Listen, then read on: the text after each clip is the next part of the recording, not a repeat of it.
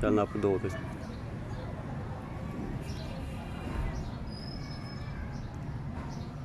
ਮੈਨੂੰ ਆਪਣਾ ਪਹਿਲਾ ਸਹੀ ਲੱਗਦਾ।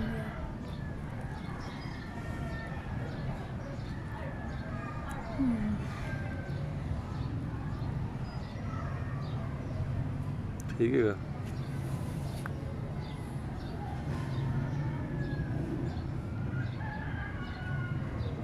ਇਹ ਕਿਉਂ ਹੁੰਦਾ? ਉਹ ਪਿੱਛੋਂ ਫੋਕਸ ਕਰਨ ਡਿਆ ਨਾ।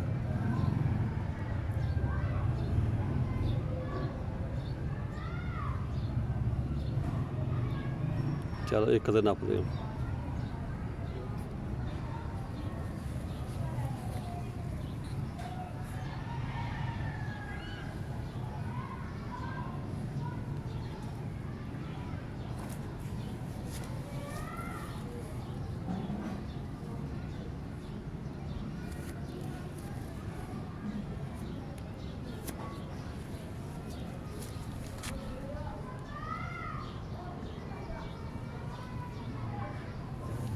ਦੇਖਾ ਹੂੰ